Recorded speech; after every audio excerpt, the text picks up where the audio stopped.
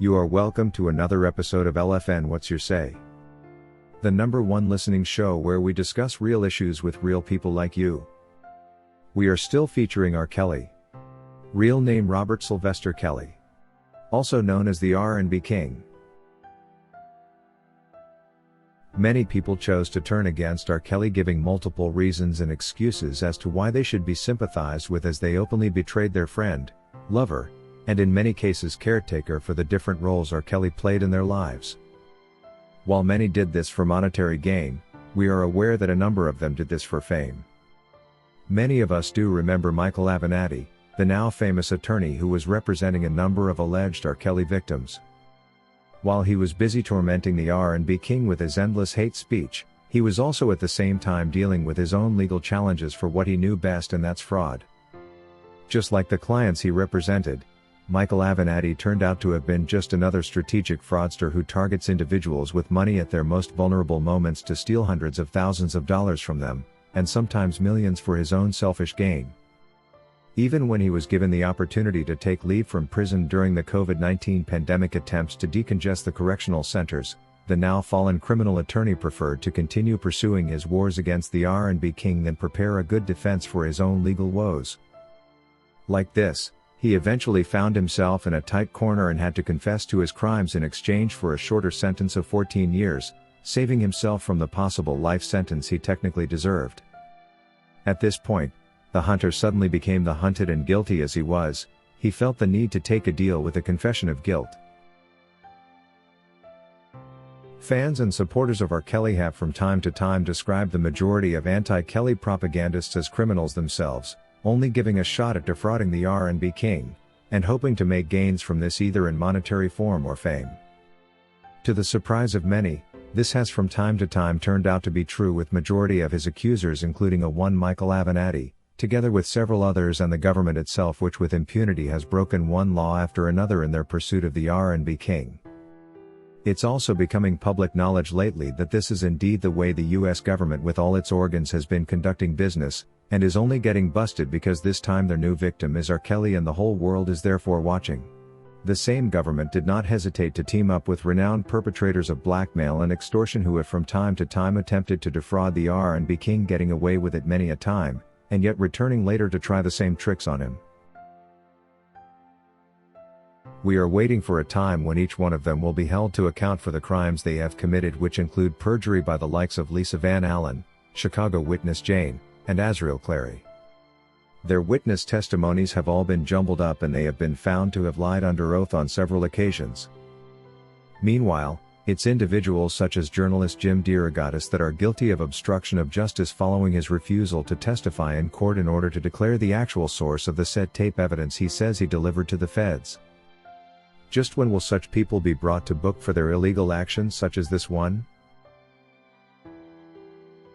Michael Avenatti was only the first among these to be given what he truly deserves, and that is jail time, but many of these R. Kelly accusers do qualify for the same and should eventually be dealt with. Meanwhile, as Avenatti languishes in prison, no one even remembers him or talks about him like we do R. Kelly. No one is fighting for his release. Not even the accusers he represented, indicating that they actually did know he was a criminal in the first place, and adding the fact that he actually confessed in exchange for a deal. There is no way to deny the guilt. When this same storm of justice takes on this bunch of lawbreakers and rights abusers who have taken R. Kelly through the ordeals he is currently dealing with, we are bound to see many more plea bargains and sentences against them. And this brings us to the lawsuit Bongine and Group are planning against government. It's no doubt R. Kelly needs to begin filing counter lawsuits against government and their team of false accusers. They have broken every law they found in their way and need to be brought to account in order for them to understand that you do not play around with someone's opportunity to justice and get away with it without a scratch. According to Ravenel Chili's, the district attorney Kim Foxx, who is now chickening out of politics after messing up R. Kelly with her documentary-guided indictment, deserved to be the government representative during the oral appeal argument. She blew up her whole career trying to lock up an innocent man, and it should have been her to explain how and why she did this. Just like the state attorney Angel Krull, who disappeared after messing with the R. Kelly case, and the Bureau of Prisons officer who was only retired to cover up the phone call and email leaking scandal that came along with acts of witness tampering. Kim Foxx is also choosing to escape the wrath of angry R. Kelly supporters who know what she did by quitting her office. It would have made a difference if she was tasked to defend her decisions in this regard. According to Malik, this case is a travesty. They couldn't prove their case against R. Kelly for they had insufficient evidence. The witnesses were literally caught multiple times lying on the stand. Witnesses were threatened to testify by the government. The corruption in this case was clear and evident. The media was tasked by the government to paint R. Kelly as a predator and poison the minds of the public, so that he's viewed as guilty before he even set foot in the courtroom. This is what exactly happened. R. Kelly railroaded. Look at what's currently going on with the Bidens. It's total corruption and the whole family should be in prison. Let's go Kells, we can surely win this. According to Morris, what happened to Michael Avenatti is just what he deserved, for he was still in the action of attempting to defraud yet another person. We can say he was arrested in the act. At the time of his imprisonment, the corrupt attorney had defrauded not only Stormy Daniels, but also many other individuals who trusted him and thought he was working for their good, yet all he was doing was take their money in vain. What sparked off his arrest was when he tried the same on shoe company Nike and demanded millions of dollars. His guilty verdict and subsequent imprisonment after he confessed to committing these crimes is an important event because it exposes the kind of teams and individuals that were behind R. Kelly's legal troubles. It also shows how shameless our government can be to choose to team up with a bunch of liars and thieves to help them in the R. Kelly takedown, completely disregarding their non-credible nature. When it comes to taking down R. Kelly, the government will use criminals as witnesses, and lawless persons as attorneys. This is hard to imagine as true, but it is.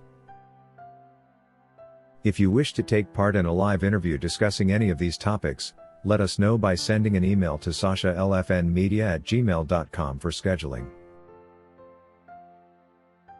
Thank you for watching today's video, a production of LFN Media, giving you another perspective of issues at hand. We make it our business to keep you updated with the truth amidst the cloud of lies the media wants you to believe. It is therefore important to subscribe to this channel, hit the bell icon and allow all notifications so that you don't miss out whenever we publish a new video.